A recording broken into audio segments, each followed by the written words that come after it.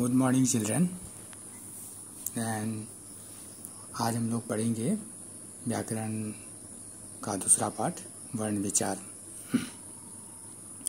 तो वर्ण विचार में हमें बताया गया है कि इसमें सबसे पहला प्रश्न आएगा कि वर्ण किसे कहते हैं। तो भाषा की सबसे छोटी इकाई को वर्ण कहते हैं, जिसके और अधिक टुकड़े नहीं किए जा सकते। और उसके बाद आएगा कि वर्ण के कितने भेद हैं। तो वर्ण के दो भेद हैं। वर्ण दो प्रकार के होते हैं, पहला स्वर वर्ण और दूसरा व्यंजन वर्ण। स्वर वर्ण कितने हैं? तो स्वर वर्ण 11 होते हैं। अ, आ, ई, उ, री, ए, ऐ, ओ, औ। और उसके बाद फिर से आया है कि स्वर वर्ण के भी भेद होते हैं। तो हम स्वर वर्ण को दो भागों में बांट सकते हैं, जैसे मूल स्वर और संधि स्वर। तो मूल स्वर होता है अ, ई, उ, री, जो मतलब बहुत ही छोटा होता है। और संधि स्वर होता है थोड़ा बड़ा होता है, जिसमें दो स्वर मिलकर बनते हैं। जैसे यहाँ दिया गया है आ, ई, उ, ए, ऐ, ओ, औ। तो हम मूल स्वर के बारे में कह सकते हैं। मूल स्वर किसे कहते हैं? जो स्वर एक ही स्वर से बना है और वह मूल है, तो उसे हम मूल स्वर कहते हैं। और जो स्वर दो स्वरों से मिलकर बना है, तो ऐसे स्वरों को हम संधि स्वर कहते हैं। आ यानी अ प्लस अ, आ होता है। और ई यानी ई प्लस ई, ई होता है। और उ के बारे में दिया है उ प्लस उ होता है।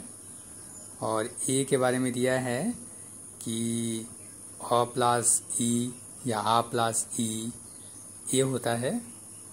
और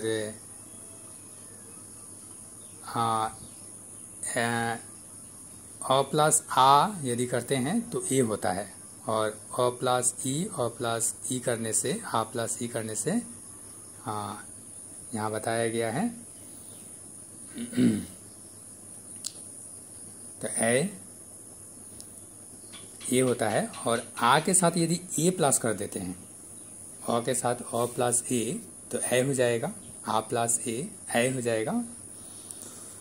और यहाँ पे दिया गया है जैसे अ प्लस ओ, औ होगा, आ प्लस ओ, औ होगा। और यदि अ के साथ उ को प्लस करते हैं, अ प्लस उ, तो ओ हो जाता है, आ प्लस उ, ओ हो जाता है।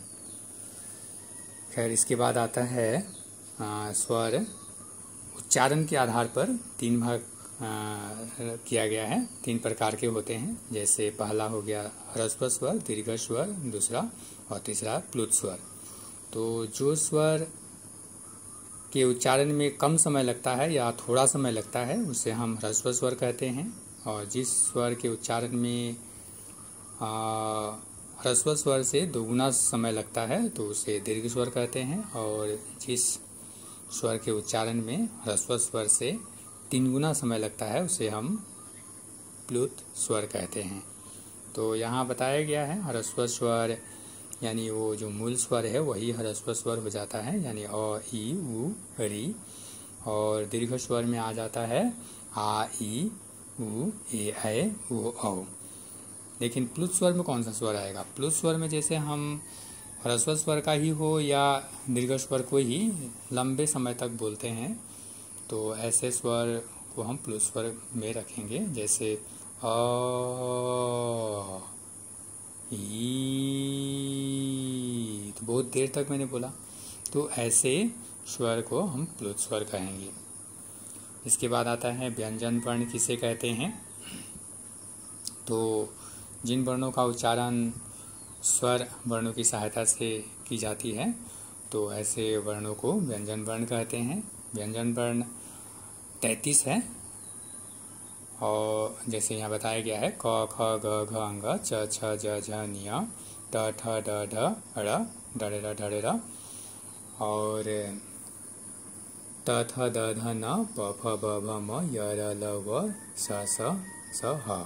तो ढ ढ को लगाने से 35 हो जाएंगे और प्रत्येक पार्ट का भी अलग अलग भाग है, जैसे क वर्ग है, च वर्ग है, ट वर्ग है और यहाँ पे दिया गया त वर्ग, प वर्ग, य र ल को अंतस्थ व्यंजन और स ह को ऊष्म व्यंजन में रखा गया है।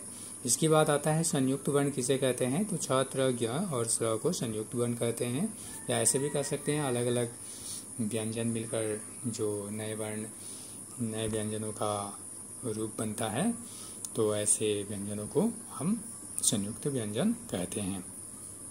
और द्वित्व व्यंजन आता है, जो एक जैसे व्यंजन मिलकर जब नए वर्णों का रूप बनता है, तो ऐसे वर्णों को हम द्वित्व व्यंजन कहते हैं। जो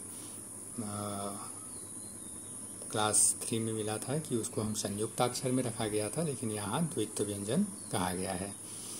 और अनुस्वर हो गया कि जब हम कोई भी अक्षरों में या वर्णों में बिंदु का रूप देते हैं ऊपर में, तो कोई भी वर्ण के ऊपर हम बिंदु लगाते हैं तो उस बिंदु को हम अनुस्वर कहते हैं।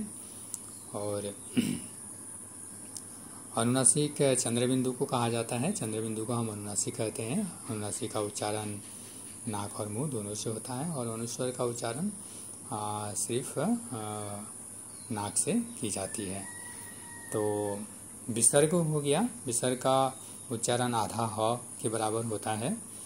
तो जैसे कोई भी अक्षर के बाद हम 2 बिंदु लगाते हैं कॉलन की तरह, मतलब 2 बिंदु लगाते हैं अक्षर के बाद, तो ऐसे चिन्ह को हम विसर्ग कहते हैं। तो मात्रा के बारे में बताया गया है कि स्वर के चिन्हों को मात्रा कहा जाता है और मात्रा कुल 10 होते हैं, जैसे आ की मात्रा, ई की मात्रा, ई की मात्रा, ऊ की मात्रा, ऊ की मात्रा, री की मात्रा, ए की मात्रा, ए की मात्रा, ऊ की मात्रा, औ की मात्रा। ओके।